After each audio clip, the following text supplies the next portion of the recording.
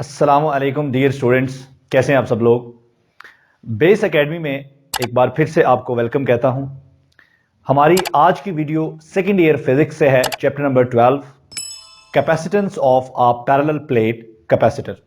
इससे पिछली वीडियो में हमने देखा था कि कैपेसिटर क्या होता है, कैपेसिटर किस तरह से बनता है और किस तरह से कैपेसिटर चार्ज स्टोर करता है।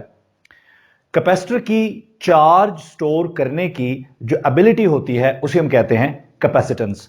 तो आज हम एक सिंपल जो कैपेसिटर होता है, पैरेलल प्लेट कैपेसिटर, ऐसा कैपेसिटर जिसकी प्लेट्स बिल्कुल प्लेन होती हैं, एक ऐसे कैपेसिटर की आज हम कैपेसिटेंस को कैलकुलेट करेंगे। तो बच्चों, ये डायग्राम आप देख रहे हैं, इस डायग्राम में आपके सामने ये दो प्लेट्स हैं जो कि पैरेलल हैं, इसलिए हम इसको पैरेलल प्लेट कैपेसिटर कहते हैं। इन प्लेट्स के दरमियान जो सेपरेशन है डी, वो बहुत ही स्मॉल है। इतनी स्मॉल सेपरेशन है कि इन प्लेट्स के दरमियान जो इलेक्ट्रिक फील्ड होगा वो ऑलमोस्ट यूनिफॉर्म हो जाएगा। ठीक है, एक प्लेट को हमने बैटरी के पॉजिटिव टर्मिनल से जोड़ दिया और दूसरी प्लेट को बैटरी के नेगेटिव टर्मिनल से, और आप देख रहे हैं कि एक प्लेट पर पॉजिटिव चार्ज है और दूसरे प्लेट पर नेगेटिव चार्ज है। बच्चों, हालांकि एक प्लेट पर पॉजिटिव चार्ज है, दूसरी पर नेगेटिव चार्ज है, इसके बावजूद कैपेसिटर का जो नेट चार्ज है वो क्या होगा? जीरो होगा। उसकी वजह यह होती है कि जितना चार्ज एक प्लेट पर पॉजिटिव होता है उतने ही मैग्नीट्यूड का या उतनी ही मिकदार का चार्ज दूसरी प्लेट पर होता है जो कि नेगेटिव होता है। दोनों प्लेट्स पर चार्ज की इक्वल अमाउंट स्टोर होती है। ठीक हो गया। तो हमने कैलकुलेट करनी है जी इस कैपेसिटर की कैपेसिटेंस, यानी कि इसकी ability to store the electric charge. तो बच्चों, पिछले टॉपिक में हमने देखा था कि जो कैपेसिटेंस होती है, कैपेसिटेंस बराबर होती है Q ओवर V। अच्छा, अभी इन प्लेट्स के दरमियान कोई हमने मीडियम नहीं रखा, एयर है या वैक्यूम है। तो यहां पर हम लिख देंगे छोटा सा, कैपेसिटेंस के साथ ये सबस्क्रिप्ट में मैंने वैक्यूम लिख दिया है कि इन प्लेट्स के दरमियान एयर है या वैक्यूम है, कुछ भी नहीं है। ठीक है जी। तो यहां पर आप देख रहे हैं capacitance is equal to Q over V। ये रिलेशन हमने इससे पिछले टॉपिक में देखा था। तो इससे पिछला टॉपिक देखने के लिए आप डिस्क्रिप्शन में जाएं, वहां पे आपको लिंक मिल जाएगा, या यहां पर आई कार्ड में आपको ये शो आई बटन में शो हो रहा होगा, उसको क्लिक करें तो आप पिछला लेक्चर भी देख सकते हैं। तो capacitance is equal to Q over V। इसमें Q जो है ये इन प्लेट्स के ऊपर जो चार्ज है उसका मैग्नीट्यूड है, चाहे आप पॉजिटिव चार्ज ले लें या नेगेटिव, दोनों का मैग्नीट्यूड सेम है। और V जो है ये इन प्लेट्स के दरमियान पोटेंशियल डिफरेंस है। बच्चों, जब एक प्लेट पर पॉजिटिव चार्ज होगा और दूसरी प्लेट पर उतनी ही अमाउंट में नेगेटिव चार्ज होगा तो इन दोनों प्लेट्स के दरमियान क्या आएगा? पोटेंशियल डिफरेंस आएगा। वो पोटेंशियल डिफरेंस यहां पर आपको नजर आ रहा है। ठीक है जी। तो इसे हम कह देते हैं जी इक्वेशन 1। बच्चों, अब हमें इस इक्वेशन में चार्ज और पोटेंशियल डिफरेंस, इन दोनों की वैल्यूज पुट करनी है। तो हमें Q और V की वैल्यू फाइंड आउट करनी है। तो पहले हम Q की वैल्यू फाइंड आउट करते हैं। तो Q की वैल्यू फाइंड आउट करने के लिए आप देखें, इन दोनों प्लेट्स पर चार्जेस हैं। ठीक है, इन प्लेट्स का जो एरिया है वो A है और इन दोनों प्लेट्स पर चार्जेस हैं। अगर चार्जेस मिकदार में ज्यादा हों तो वहां पर फिर हम इंट्रोड्यूस करवाते हैं चार्ज डेंसिटी। तो इन प्लेट्स की चूंकि सरफेस एरिया भी है, इसलिए हम यहां पर इंट्रोड्यूस करवा सकते हैं सरफेस चार्ज डेंसिटी। ये सिग्मा है, सरफेस चार्ज डेंसिटी, ये बराबर होता है चार्ज पर यूनिट एरिया। तो बच्चों, अगर यहां से हम Q की वैल्यू निकालें तो ये आएगी सिग्मा A। इसे आप कहते हैं इक्वेशन 2। हमने कहा था कि इक्वेशन 1 में हमने चार्ज और पोटेंशियल डिफरेंस की वैल्यू पुट करनी है। तो Q की वैल्यू आपने निकाल ली है, अब रह गया पोटेंशियल डिफरेंस। तो बच्चों, पोटेंशियल डिफरेंस की वैल्यू निकालने से पहले ये देखें, एक प्लेट पर पॉजिटिव चार्ज है, दूसरी पर नेगेटिव चार्ज है, तो इनके दरमियान इलेक्ट्रिक फील्ड सेटअप हो जाएगा। उस इलेक्ट्रिक फील्ड की डायरेक्शन होगी पॉजिटिव चार्ज से नेगेटिव चार्ज की तरफ। तो बच्चों, जो इलेक्ट्रिक फील्ड यहां प्रोड्यूस हो गया, ये इलेक्ट्रिक फील्ड बराबर होता है ग्रेडियंट ऑफ पोटेंशियल, यानी कि V ओवर D। और यहां से अगर हम V निकालें तो V हमारे पास आ जाएगा ED। इसे कह लें इक्वेशन 3। ठीक है, तो हमने कहा था कि हमने Q और V की वैल्यू निकालनी है। हमने Q की वैल्यू भी निकाल ली और V की, लेकिन थोड़ा सा फर्दर हम सिंप्लीफाई कर सकते हैं। बच्चों, आपने पढ़ा हुआ है गाउस लॉ में, अगर दो पैरेलल प्लेट्स हों और उन दोनों पर ऑपोजिट चार्ज हो, एक पर पॉजिटिव और एक पर नेगेटिव, तो उन प्लेट्स की वजह से उनके दरमियान जो इलेक्ट्रिक फील्ड होता है from Gauss's law, from Gauss's law, ये इलेक्ट्रिक फील्ड बराबर होता है सिग्मा ओवर एप्सिलॉन नॉट। अब ई की ये वैल्यू आप पुट कर दें इक्वेशन 3 में, ठीक है। तो हम यहां पे कह सकते हैं जी पुट ई इन इक्वेशन 3। बच्चों इक्वेशन 3 में आप ई की जगह पर ये वैल्यू पुट कर दें तो हमारे पास जो पोटेंशियल डिफरेंस है ये कुछ यूं आ जाएगा, V इज इक्वल टू ई की जगह आ जाएगा सिग्मा ओवर एप्सिलॉन नॉट और साथ में D, बच्चों इसे कह दें इक्वेशन 4, ठीक है। तो हमने कहा था कि हमें इस इक्वेशन में चार्ज और पोटेंशियल डिफरेंस की वैल्यू पुट करनी है। हमने चार्ज की वैल्यू भी निकाल ली है इक्वेशन 2 में और हमने पोटेंशियल डिफरेंस की वैल्यू भी निकाल ली है इक्वेशन 4 में। ये दोनों वैल्यूज आप यहां पर पुट कर दीजिए तो हमारे पास हम put equation 2 and equation 4 in equation 1। Equation 1 में बच्चों आप Q की जगह इक्वेशन 2 पुट कर दीजिए, Q is equal to sigma A divided by V की जगह आप इक्वेशन 4 पुट कर दीजिए sigma D over epsilon naught. बच्चों ये एप्सिलॉन नॉट को हम यहां लिख सकते हैं तो ये हमारे पास आ जाएगा sigma A epsilon naught over sigma D। तो बच्चों यहां पे क्या होगा, यहां पे ये सिग्मा जो है कैंसिल हो जाएगा और हमारे पास जो फाइनल रिजल्ट आ जाएगा A epsilon naught over D। तो ये हमारे पास आ गई capacitance of a parallel plate capacitor, ठीक है जी।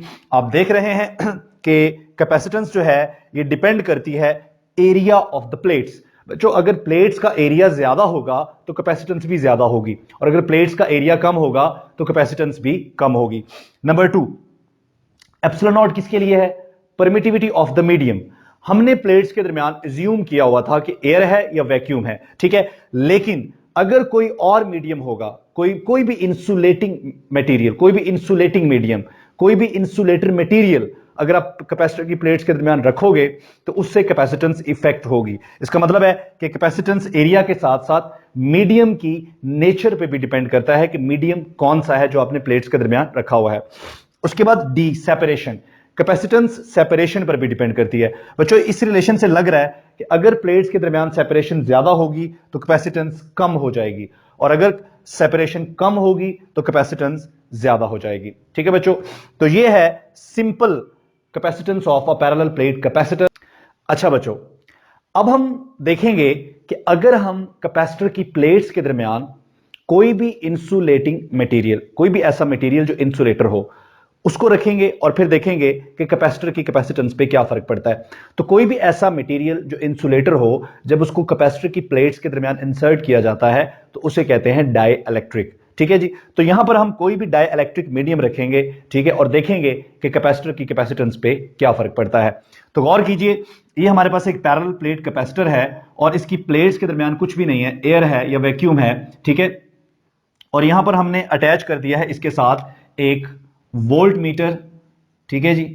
और इस वोल्ट मीटर का पॉइंटर आपको यहां पर नजर आ रहा है, ये कुछ ना कुछ वैल्यू दे रहा है, ये उस पोटेंशियल को मेजर कर रहा है जो कैपेसिटर की प्लेट्स के दरमियान आ गया है। क्योंकि एक प्लेट पर पॉजिटिव चार्ज है और दूसरी प्लेट पर नेगेटिव चार्ज है तो उसकी वजह से कैपेसिटर की प्लेट्स के दरमियान एक पोटेंशियल डिफरेंस क्रिएट हो गया है। उस पोटेंशियल डिफरेंस को, ये जरा इसको आप जूम इन करें तो ये पोटेंशियल डिफरेंस की कुछ ना कुछ वैल्यू आपका जो है ये वोल्ट मीटर आपको दे रहा है। अच्छा दूसरी फिगर में हमने क्या किया है, हमने कैपेसिटर की प्लेट्स के दरमियान हमने एक डाई इलेक्ट्रिक या इंसुलेटिंग मटेरियल रख दिया, ये आपको ग्रीन और रेड नजर आ रहा है, ठीक है। तो ये हमने कोई इंसुलेटिंग मटेरियल रख दिया जिसको हम डाई इलेक्ट्रिक भी कह सकते हैं। तो अगर आप इसको जरा जूम इन करके देखें तो ये देखें पहले जो पॉइंटर था वो आपको यहां पे नजर आ रहा था, अब पॉइंटर थोड़ा सा पीछे आ गया है। इसका मतलब है कि कैपेसिटर की प्लेट्स के दरमियान जो पोटेंशियल डिफरेंस था उसकी वैल्यू पहले से कम हो गई है। इसका मतलब है कि ये जो डाई इलेक्ट्रिक आपने कैपेसिटर की प्लेट के दरमियान रखा है इसकी वजह से कैपेसिटर की प्लेट्स के दरमियान जो पोटेंशियल डिफरेंस है वो कम हो गया है और यही हमारा वोल्ट मीटर हमें बता रहा है, ठीक है। तो बच्चों ऐसा करने से, कैपेसिटर की प्लेट्स के दरमियान डाई इलेक्ट्रिक रखने से अगर पोटेंशियल कम हो गया है तो हमने इक्वेशन पढ़ी है जी कैपेसिटेंस वाली, ठीक है जी। उस इक्वेशन के मुताबिक capacitance of a parallel plate capacitor is equal to Q over V, जो सबसे स्टार्ट में हमने इक्वेशन लिखी थी। बच्चों इस इक्वेशन में देखें, चार्ज कांस्टेंट है, इन प्लेट्स पर जो चार्ज है वो कांस्टेंट है। अगर चार्ज कांस्टेंट है तो V और C का जो रिलेशन है ये रिलेशन इनवर्स रिलेशन है। इसका मतलब है कि अगर पोटेंशियल डिफरेंस डिक्रीज होगा तो कैपेसिटेंस इंक्रीज होगी।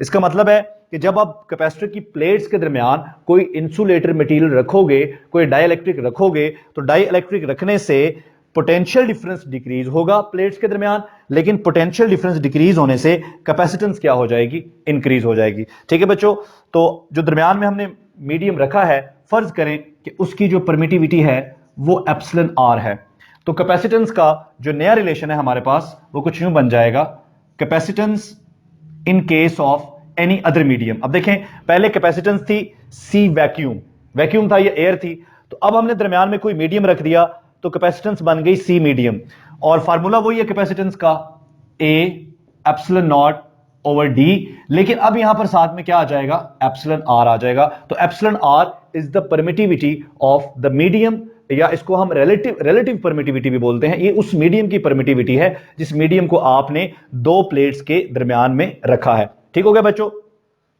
तो कैपेसिटेंस का जो नया रिलेशन है, इन case of any other medium, in case of air की जगह आप कोई भी अदर मीडियम रखेंगे तो कैपेसिटेंस हमारे पास आ जाएगी A epsilon naught epsilon R over D. तो ये है रिस्पॉन्स ऑफ अ कैपेसिटर अगर आप दरमियान में कोई इंसुलेटर मटेरियल रखते हैं और आप देखते हैं कि कैपेसिटर की कैपेसिटेंस बढ़ जाती है, उसकी चार्ज स्टोर करने की एबिलिटी बढ़ जाती है। ठीक हो गया जी। तो बच्चों अगर हम इसे आप इक्वेशन 5 कह दें और इसे इक्वेशन 6 कह दें, ठीक है। अब आप ये करें कि डिवाइड इक्वेशन 6 विद इक्वेशन 5, इस इक्वेशन 6 को इक्वेशन 5 से डिवाइड कर दें तो ये हमारे पास बन जाएगा capacitance in case of medium over capacitance in case of vacuum is equal to A epsilon naught epsilon R over D, और divided by capacitance in case of vacuum हमारे पास है जी A epsilon naught over D. तो बच्चों यहां पर A epsilon naught over D और A epsilon naught over D cancel हो जाएगा, तो हमारे पास खाली क्या बचेगा, हमारे पास बचेगा एप्सिलॉन आर। तो C medium over C vacuum is equal to epsilon R. तो बच्चों ये जो रिलेटिव परमिटिविटी है, ठीक है, इसको हम डाई इलेक्ट्रिक कांस्टेंट भी बोलते हैं। रिलेटिव परमिटिविटी का नाम डाई इलेक्ट्रिक कांस्टेंट भी है, ठीक है जी। तो ये जो डाई इलेक्ट्रिक कांस्टेंट या रिलेटिव परमिटिविटी है, ये रेशो है कैपेसिटेंस उस वक्त जब आपने मीडियम रखा टू कैपेसिटेंस उस वक्त जब आपने कोई मीडियम नहीं रखा एयर या वैक्यूम के अलावा। तो इन दोनों कैपेसिटेंस की जो रेशो है वो हमारे पास बराबर है एप्सिलॉन आर के, जिसको हम रिलेटिव परमिटिविटी भी कहते हैं और डाई इलेक्ट्रिक कांस्टेंट भी कहते हैं। तो इसके साथ ही ये टॉपिक जो है हमारा capacitance of a parallel plate capacitor complete हो गया।